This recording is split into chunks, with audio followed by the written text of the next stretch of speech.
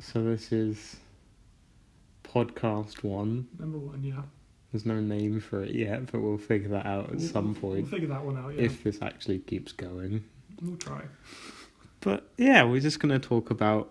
Two boys shooting the shit. Two boys shooting this shit. Talk about entertainment industry a bit. A few films, a few books, a few games, stuff. Yeah. And we're going to start with, I think, the most monumental... We probably introduce ourselves first. No. Go on. Oh, right. Okay. Hi, I'm Harry.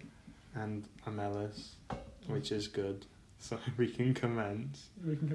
So we're going to start by talking about the most monumental release in film so far this year. I think every year. I think there's already been talk about Oscar nominations. A bit of talk about even Grammy nominations. Yeah, I can't wait. Best rap album I can't wait to get. I can't wait to get myself the steelbook of this film. And in Betamax, yeah, I can't wait. Betamax steelbook. Yeah. That is the Emoji Movie. The Emoji Movie, yeah. Now it's an undisputed masterpiece. I mean, you have the voice talents of T.J. Miller and James Corden. The funny thing about T.J. Miller though is that he's famous because he's in Deadpool, basically. Like he did Silicon Valley, the show. Yeah. But Deadpool is why he's even known. That's like and he was like, "What's my next career move gonna be?" The Emoji Movie. That's for me. I mean, like, what else has he done? Like this, like that. I don't think he's a comedian or something. He's probably on, isn't it, Saturday Night Live? But that's where all of them start. I think so, yeah. But like James Corden, I just don't like. I've never seen something like. Well, I don't think it's him as a person, but like just carpool karaoke. The fact that he's made that idea successful makes me hate him. It gets like hundreds of millions of views. Well, he plays a hand in the Emoji Movie. Yeah, he plays a hand. I'm pretty sure he did method acting. I think he actually grew a pair of hands for that film. Whoa! Years in advance. Calm down now. But it's just not good. The Emoji Movie might be the worst thing I've seen in cinemas. It's definitely one of the worst.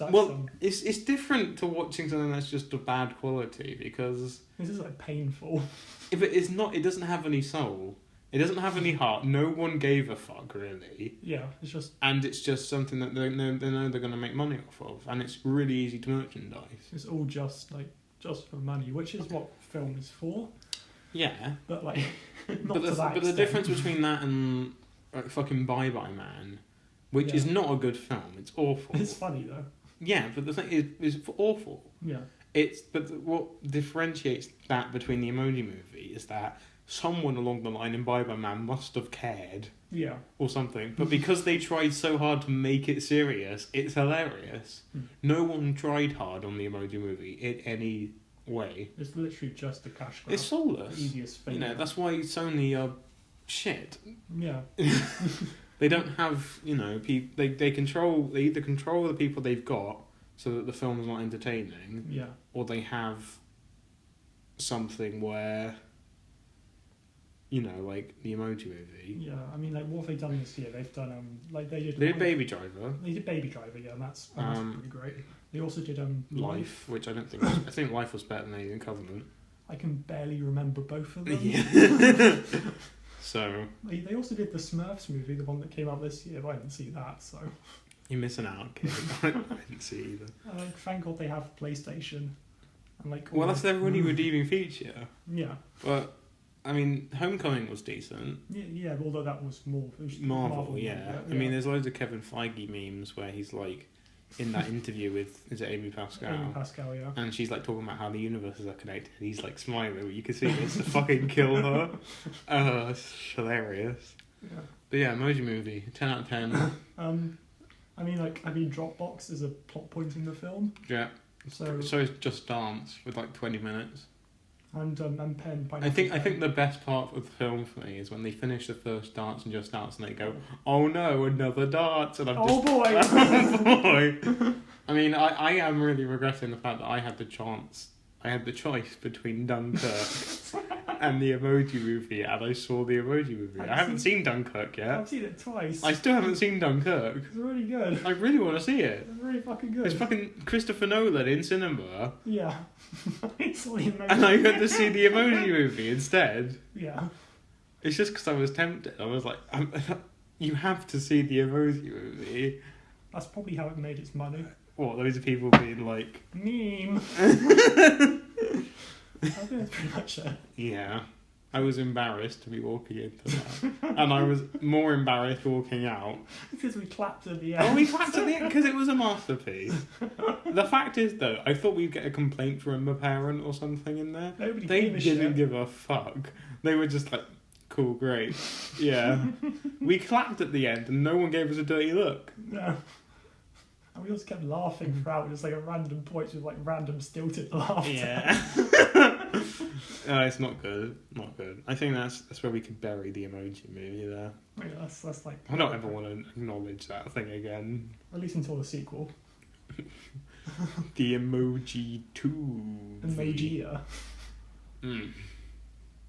What was the tagline for the first one? It's like, be yourself? Express yourself? That's not good. I know. I can't remember. I don't give a fuck, frankly, but... Yeah. Yeah. I'm glad it's Let's gone. just bury that. Yeah. Yeah. Hellblade. Hellblade. Hellblade's Senua's Sacrifice. Comes out today. It does, yeah. Came out at 5 o'clock this morning in the UK. Alright. Because that's when the UK refreshes at midnight for its new games I and thought it stuff. was like 2 a.m, like 3 a.m. I think it depends on what the release is. I think if it's DLC or something, it's earlier on, but for big things, they take... remember, like, that's because that Tim Burton DLC for Arkham Knight. Yeah. Based off the 89 film. It was like 2 o'clock in the morning. Yeah. Hellblade. I haven't played it yet. I Neither. want to. I really want to now. Hmm. I've seen quite a lot of reviews, and I think that it just looks really different. And I'm really interested in everything that they're doing. Like Ninja Theory, they made they did do the DMC remake, didn't they? I really liked that game. Alright. And even though loads of people hated it because of the character design, the game is still good. Yeah. Like the core game is really good, and I think it's awesome. And this is just like, I've seen loads of trailers where they're trying to advertise this as they're trying to fill in the gap where you don't have to pay £60 for a AAA game. Which is really nice, I think. Yeah, and also it looks great though, and Yeah. it doesn't look like it's cheaply made. No, it looks like really. It looks. Yeah, like and none of the reviews apart bar one say that there's glitches or anything. So I'm excited to play it. I'm really excited to play it. I think that just the permadeath mechanic where the whole way through you're going to be really freaked out. Like if I die one more time, I'm going to lose my save. It's going to add this whole edge to it. Or like the sound where like there is no guide, there is no map. It's just the voices in her head that's telling you where to go. Yeah. That's so creative. Yeah, I mean, it also looks like genuine. It looks like really kind of creepy and Yeah. it looks creepy as hell. Like, There's one of these trailers where like she's led on the floor, and in the distance, in the background, there's like this giant fucking thing looking at her, trying to eat her basically. And then the trailer ends with her running at her with her sword and it running back at her. And I'm like, I can't wait to fucking play that. There's boss battles in the game, and there's combat as well, but that's not the main focus. And the combat looked good because it's simple, but there's no like counter icon. The voices in your head actually say, "Look out behind you" and shit, and that's your thing to dodge. I think it looks awesome. I can't really say much until I played it, but I know I really want to play it. I could have downloaded it last night and I could have finished it by now, but I just thought I'll wait and see what reviews say just in case I'm wrong, because I have been wrong in the past. I was wrong with, well, I don't know. I think one of the things that got me, though, was Shadow of Mordor, the first one. I was really excited for it, and not a lot of people were, and then it came out and everyone was like, this is amazing, and I was actually disappointed. I remember you saying that you loved it when it came out. I loved it when it came out, but in retrospect, I'm disappointed in the sense that it's not as deep as they advertise it to be. But for everyone else, no one expected it to be deep, and so when it was, everyone was like, that's cool. Right. But I had the highest expectation, which is not the best way to go into anything. I try and keep really low expectations, like everything. But I mean, like, have you seen this fucking thing with the Shadow of War? War of Mordor microtransaction shit. No, what is that? Who Chi-Min. So basically they did like this gameplay thing, the devs did, and they show off a loot crate mechanic. Right. Like halfway through the demo. And basically you can buy the loot crate with in-game currency, or you can use real money. And if you use the crates you get orcs and weapons and gear and stuff. Not too sure about that. No, I'm not at all. Like, surely... And it's just because of that, it's taken my mind from going, well, I really enjoy Shadow of Mordor, this looks like it's building upon that, I will get it, straight away. Now I'm gone to, nope. Probably going to wait until it's on a PlayStation sale now. Yeah, and plus that you're paying to speed up how long it takes you to play the game. Yeah. Which is like reverse, like, everything. Anything, yeah. But also, what they do is they make it so hard and take so long to get those same resources that you feel like... And you've already paid like £40 for the game. Like, you shouldn't have to deal with that stuff. It's ridiculous. I think it's absolute bullshit. I'm not going to get it on day one. I'm not going to get it when it comes out. Just because of that, because I don't want to. I'll get it when it comes out on PlayStation Store for like £10 in a sale in like a year's time. I mean, like, have any single player games actually done microtransactions like well? How can you do microtransactions well? The only game I can think of is Overwatch, because all the stuff you get is purely cosmetic. Yeah. And it's still really easy to get loot. Well, I mean, yeah, anyway. I was thinking with Injustice 2. Oh yeah. It has a microtransaction system. I didn't even know there was a microtransaction system. Okay. You can buy the coins in game to get loot boxes and better gear for your characters. I didn't know it existed. All right. Okay. I was just earning it through game, and then I accidentally stumbled across the store, and it's there. Okay. But you don't need it, because you earn enough through playing the game. But if you really just want to grind loot boxes and just play like a little bit and then get good gear, you can do it. Okay. But it's not even shoved in your face. There's not even a thing saying buy it on the main screen. You have to go to a subset menu just to get to it, and I thought that's really good. That's why Injustice 2 is great, because I think it has so much longevity, and it's like what you can carry on doing. And it doesn't force anything down your throat with buying extra stuff. Okay. If you bought the deluxe edition like I did, you get the first characters free, the DLC ones. Isn't Starfire coming out soon? She just came out, I think. Okay. But I haven't played it since Red Hood came out. But yeah, I just think But going back to... What were we talking about? Because I said about Hellblade. Mordor. But yeah, Hellblade. Very excited to play it. I'll probably talk about it once I've finished it. Yeah. Probably will end up buying it like tonight, tomorrow. I shouldn't, but I know I will because I want to. But yeah, it's gonna be lit, fam. It should be. Looking forward to it. I get it. No. What's the next point? Just gonna wait for you to finish pouring your tango. Yeah, because my throat's getting a little dry. AD After Death. AD After Death. The graphic novel to end all graphic novels. Written by Scott Snyder, art by Jeff Lemire. Yes. Yeah. So I've read this thing. You've read this thing. Mm-hmm. What are your thoughts? I think it's fantastic because I really enjoy. I think it's not the easiest thing to read, although anybody who hasn't read it, it's a mix of comic, and also it's a mix of comics and also just like illustrated prose. Well, I would say that it's a mix of like conventional comic books. Actually, conventional comic book parts of it is the part that's least in there. Yeah. Yeah. Novel in a sense, but then there's also just straight up art. Yeah. I'd say just artworks throughout. To look at. Yeah, and it really is, and that's what makes it stand out straight away is the art design and the way it's put together. I think also just the tone of it. Like the theme, like the main themes throughout it, and like how it's because it's not like it's a grounded story like based in reality or anything. It's sci-fi, but feels real. Yeah, and it's also very subtle. Yeah. I hate using that word, but it is. It's very subtle in the way it's done, and it's very. I don't know. It has this weird energy to it when you're reading it, and it feels very cinematic. Yeah. Yeah, it's paper. Yeah, it feels like you're cinematic, like cinematography wise, even though it's not a real image. I mean, when I was reading, I teared up reading the first issue when it's talking about the main character's mother, And I was even like I was shaking a bit when I was reading the last few pages of the third issue, the third comic, which was the last one. Mm. I never really had that from like a comic or like something like a book or anything really like that before. And it's quite cool because I don't really get that from like really good films. Yeah. And you have something which doesn't have moving images and just does it through words. It's weird. It's weird. I think I need to reread it in like a month or so. Alright. Just because I didn't get that out of it. But the only difference between our reading experiences was you got them each separately when they came out. Well, I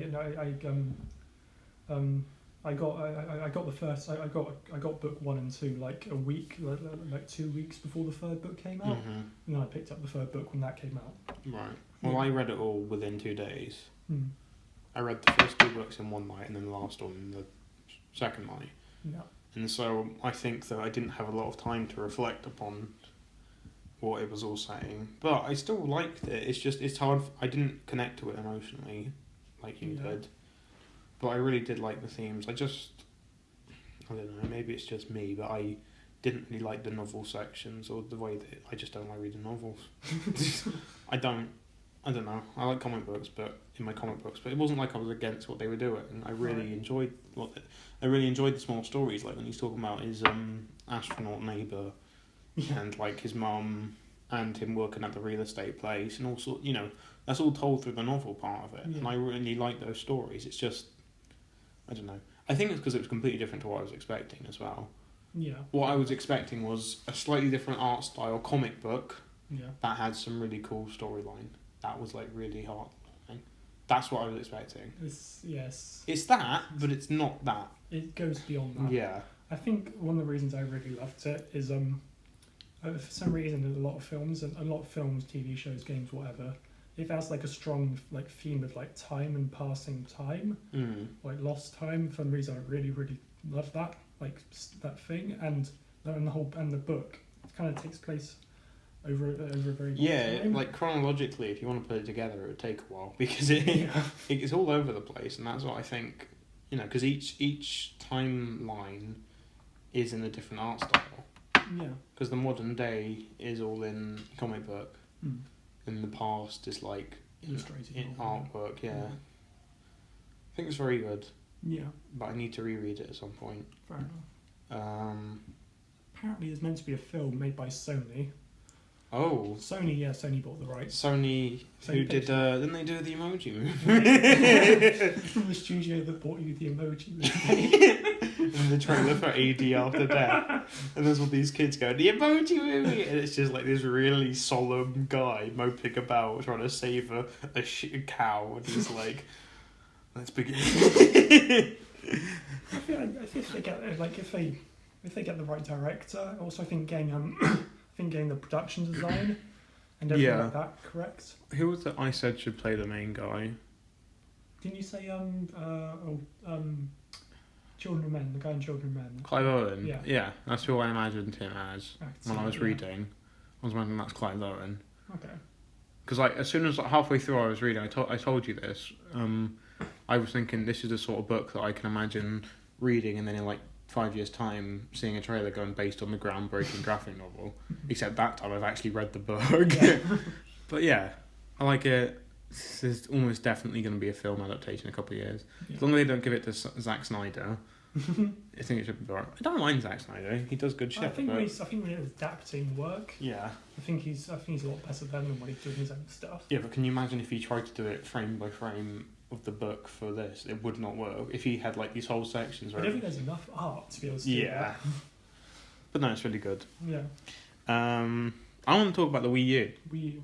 Why do you think the Wii U is sort of considered a bit of a flop? Me, I guess because it didn't have a lot of mass market appeal. I think. I think it mainly only appealed to people who were already Nintendo fans, and it didn't really attract that many people. Yeah. And it didn't get much third-party support after the first 2 years.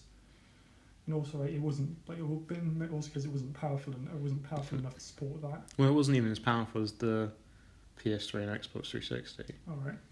When it came out. Sure. And how could it stand against PS4 and Xbox One. You can't at all. So this is where my dilemma is. I made a video on my YouTube channel, like, I thought it was a year ago. I looked at it this morning, it's 3 years ago. Oh, shit. Talking about the Wii U.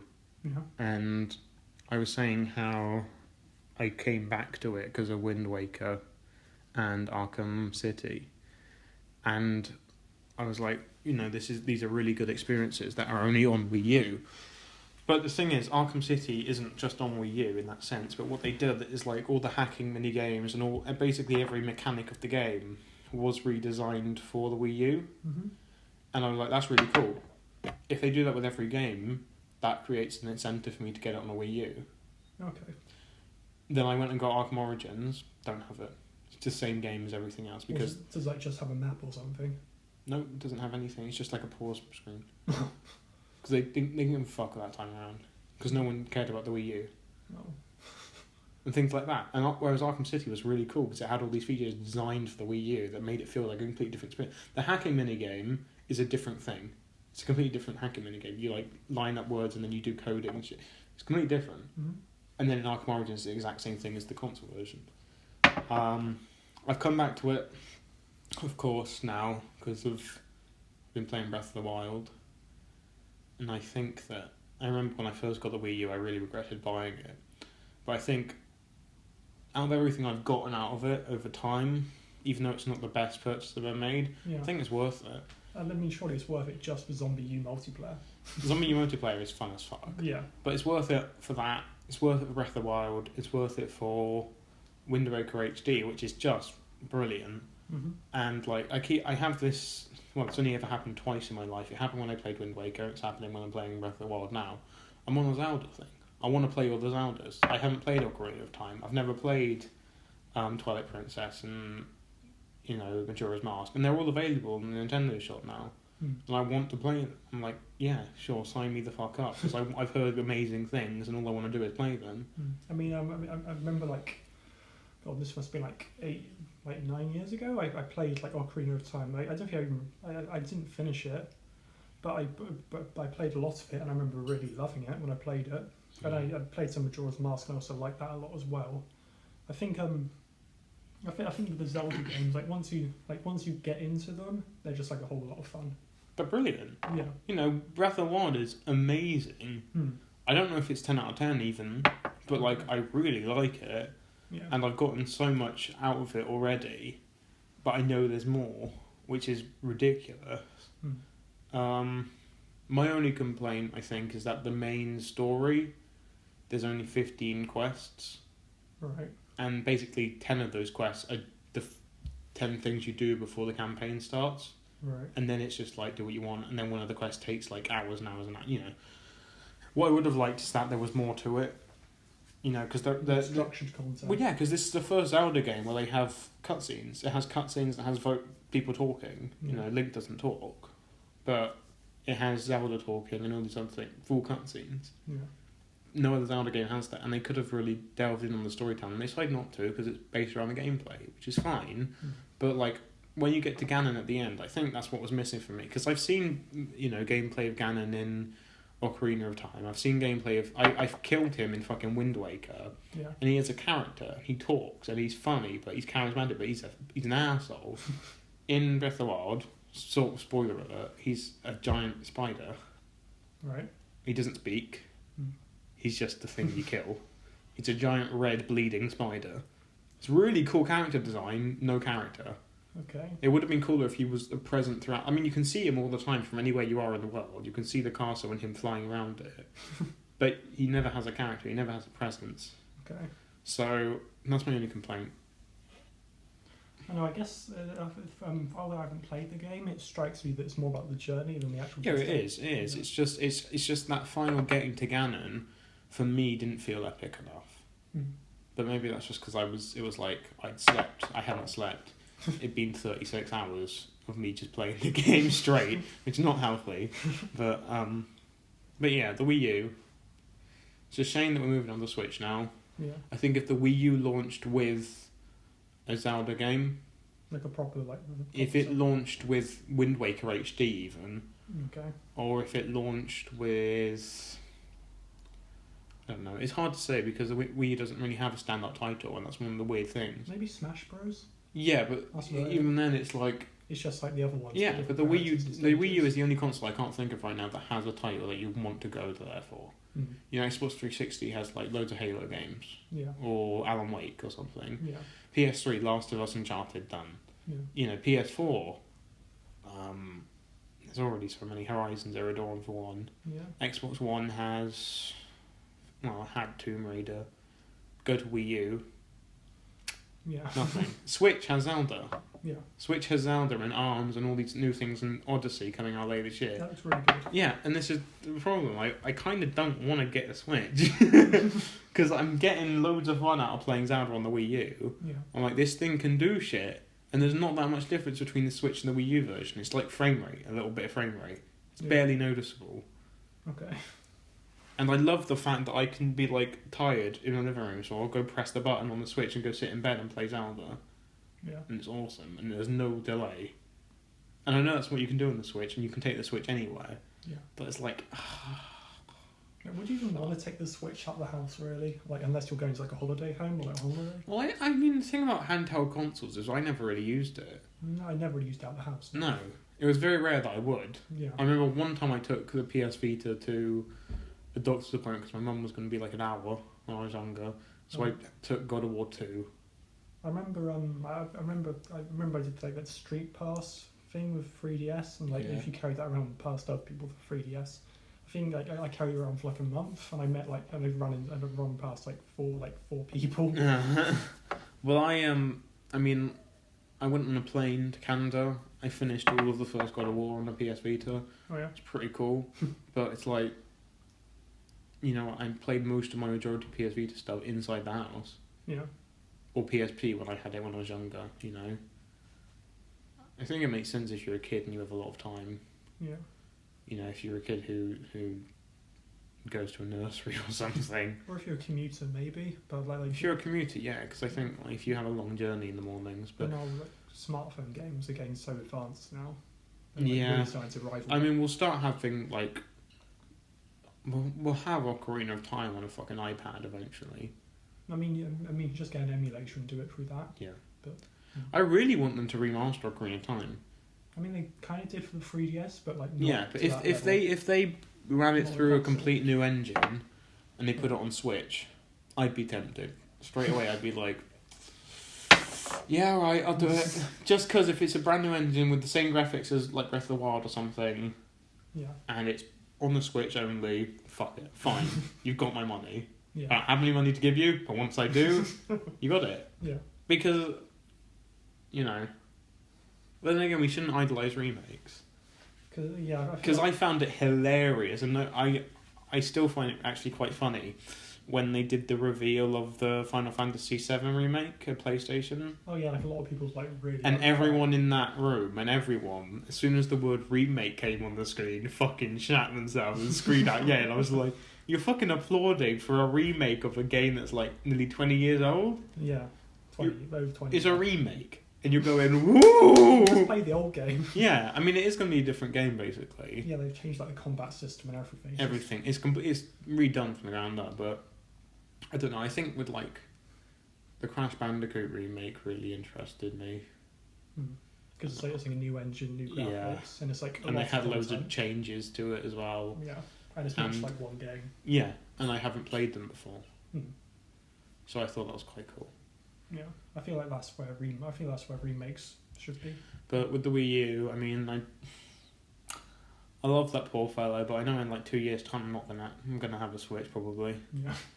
You know, I really want a Switch now, but I don't want a Switch because I've been playing Zelda on this and it works fine. Okay. And it's really fun. You know, I was at my mum's house for 3 nights. I just came back, and she I was like, well, I'm gonna take my Wii U. So you don't need the HDMI. I took the cables, put the Wii U and the gamepad in a box, took it with me. All I had to do was plug it into the wall, and then boom, I was playing Zelda at my mum's house. Yeah. I know it's not the same as having the Switch, because you can literally take the Switch itself anywhere. Yeah. But I was fine with that. And I was fine playing it on the screen, and it was awesome. And I love playing Zelda. I love playing Breath of the Wild, because it's just endless exploration. But the Wii U is dead now. Zelda is the final nail on the head of Breath of the Wild. Okay. It's just the final. There you go. I mean, what new games coming out for it? Like for the Wii U. maybe like a few indie things. That's about it. Yeah, I mean, if they said that Mario Odyssey was coming to Wii U, I'd be cool, but I doubt it. I don't think it will. I completely don't think it will. Yeah. You know, just same as Splatoon. Is Splatoon on Wii U? Splatoon 1 is, but Splatoon Yeah. 2 is still Yeah. trouble. Yeah. Yeah, that's good. So you want to talk about Dark Tower? Oh, yeah, boy, Dark Tower. So, so yesterday, I read the whole first book. It's like 200 pages, not that long in one day. I thought, I'll just read it. I really liked the book. I really liked it. It was there's like fun characters. Yeah. For people who don't know the basic plot, so it follows this gunslinger. Idris Elba. This gunslinger, and he's the last of the gunslingers, and he's chasing this evil sorcerer who is the embodiment of evil across time and space, right? And so I read the whole first book in one day, cleared it, and so and then after that I looked online and I saw the film was like 95 minutes. I thought they could probably do the whole book in 95 minutes, keep it fairly faithful. And then I watched the trailer again, and I don't know what the fucking film is going to be. Mm-hmm. So I thought it'd be like an adaptation of the first book. Apparently, it's all of them in one. That makes and also I looked, and apparently it's a sequel to it's a sequel to like the 7th book. Oh dear. So. Oh dear. Oh dear. Yeah, but apparently, so it's like you don't know how that's going to work at all. Because. Also, yeah, Sony made it. No surprise there. But and it seems like it was just made on the cheap because it's a budget. I mean, the trailer looked alright because I thought Idris Elba was cool. He's black. He has a gun. That's awesome. Is this Detroit? But like, I just thought it looked alright. But Yeah, I mean, apparently in the second book, the gunslinger being white is actually quite important. Ah. So I haven't read the second book, but apparently he's like running through New York chasing a serial killer. Oh, right. And all that's meant to work. Oh, well. I'll watch the film, but I'll try and read as many of the books as I can for it. So this sorcerer is meant to be what, like evil incarnate? Like he's probably the embodiment of evil. Like he. I tell you something, right? Something that made me laugh. On Breath of the Wild, when you defeat final stage Ganon, his description is anger and malice incarnate, and it made me burst out laughing. He's basically like this giant fucking bull, like as big as the world, and you have to like ride around and shoot arrows at him.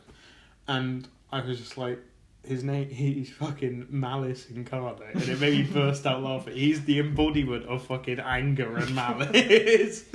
I mean the Man in Black, like this evil guy.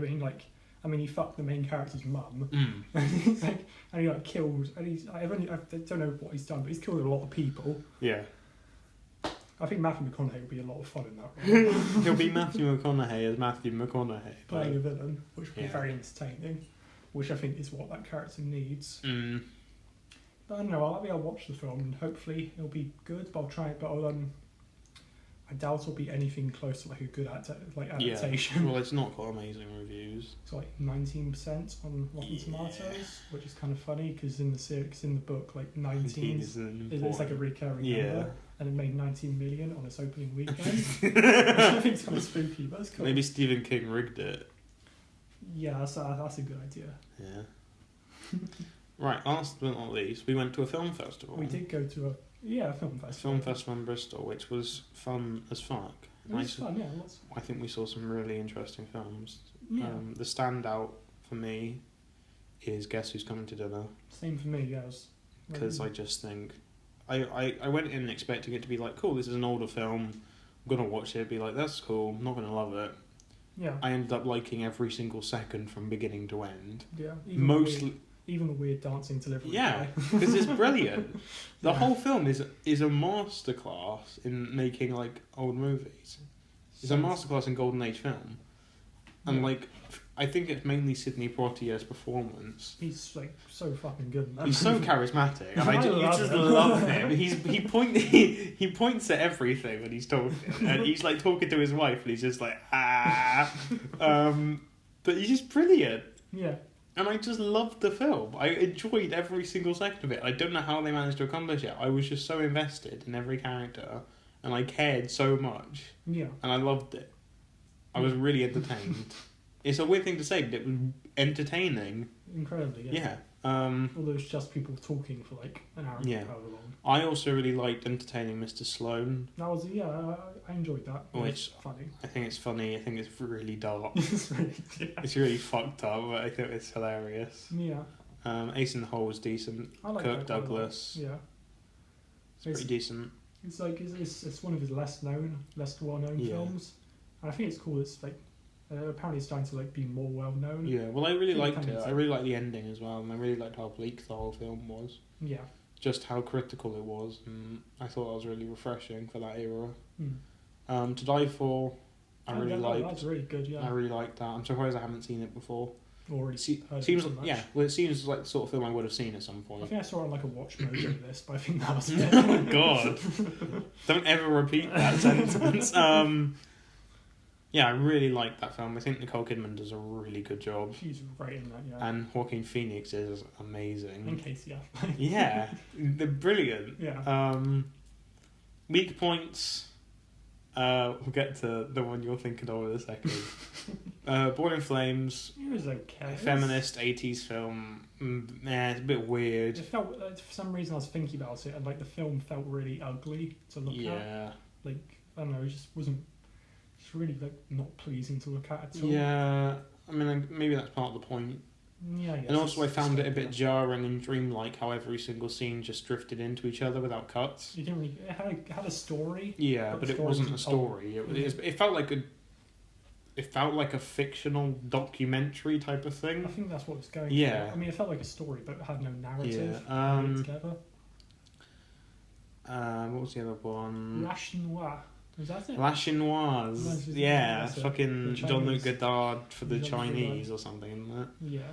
Didn't like it. I thought it was okay. I hate it. Fucking hate it. Right. I thought it's pretentious. It's incredible. It's incredibly pretentious. It's just... It's not him making a good film, it's him going, how pretentious can I be? And people still go, oh, such a thought-provoking film. Yeah. That's what it was. I hated it. I found it boring, I found it dull, there's no character. The only funny scene is, like, they go to this office building at one point, which I found hilarious. But apart from that, there's nothing. Yeah, it's just them in a flat talking about being communists and then just fucking off. Yeah, that's the whole film. It's literally it's teenagers in a flat talking about communism. Yeah. That's the whole film. And it's shit. The cinematography's interesting. Yeah. The colours are, anyway. I do some fun stuff with editing. Yeah. Because there's a few shots where it's got where it's got the guy holding the clapboards. Yeah. In shot. Apart from that, no. Okay. Hated it. Fucking despise it. Yeah. I suppose saw some other films. Yep. Apart from the obvious one. Yeah, we'll get to that in a second. We went to a talk about the archives. That was alright. Don't need to talk about that. We had that projection tour. That was kind of cool. Projection tour was cool. You got to see some projection equipment and how they do things. So let's just talk about it. Yeah. So Howard's End. Howard's End. What? Howard's End is a film made in 1993, and stars Anthony Hopkins and Emma Thompson. Helena Bonham Carter. Yeah, it's a period drama, and it didn't bore me to death, so to say. It was right. It's fun. It's like Deadpool. Oh god, it was just. It wasn't. I don't know how to describe it. I wasn't bored as such. It reminded me of Silence. I didn't like it as much as I like Silence, but in the sense that I was watching it, I wasn't bored, but I was like, "Can we hurry the fuck up?" You know, why is this so long? I mean, Silence is longer, but Howard's End felt like it was much longer than Silence. My main problem with Howard's End is it's a period drama, and I was like, you know what? This is building to something. I bet the ending is going to blow me away, and I'm going to be like, wow, what a definitive ending, very different from all the other period drama. No! I can't spoil it for anyone because nothing fucking happens. Just some guy gets slapped with a sword and a bookcase falls on him. He gets slapped. He gets slapped with a sword. Literally slapped with a sword. A bookcase falls on him. Melodramatic slow-mo and music, and he dies. That's the only thing that happens in the film. Yeah. Of note. The film also had those weird dream sequences, didn't it? Fuck off. And then I was like, I can't spoil it because the ending is just him going, well, that's the life, and then it ends. Nothing interesting happens. Yeah, it's like the most like stock. They just found like an old. They just went to a bookcase, like took a novel off the shelf and said, "We're going to adapt this." Yeah. That's probably Well, I think it was a TV show or something, because every person I mentioned Howard's Enter, they think, the TV show. All right. So it must have been a TV show. But they're doing a new TV show. Yeah, it's gonna have like Hayley Atwell in it. And the guy is the guy who directed. He did something. Didn't he do Manchester by the Sea? Yeah. This is from the direction of Manchester by the Sea. Howard's Enter. What the fuck is it going to be like? What if it's like really, really good? It might be. But the original film is awful. Well, it's not awful. That's the problem. It's just. Dumb. I mean, the guy. There was an opening talk by the set designer. Yeah. And he's an Oscar winner. He won an Oscar for his set design. We've sat in the same room as someone who's won an Oscar. Yeah. Which is pretty cool. He also did like Alien and like. He also did like. He did Alien and Highlander, and he was like, Howard's Inn is one of my proudest achievements. Like, shut the fuck up. He said the two films he did with the two guys. Oh yeah, it was Merchant and Ivory. Yeah. He said the two Merchant and Ivory films he did were the two proudest films he's ever worked on. He did fucking Alien. Yeah. He worked on fucking Alien. Albeit he didn't, design the Alien, but he was part of the set design. And that's a huge part. Design. Yeah. I mean, that's something which can't find fault in the film. That's one thing.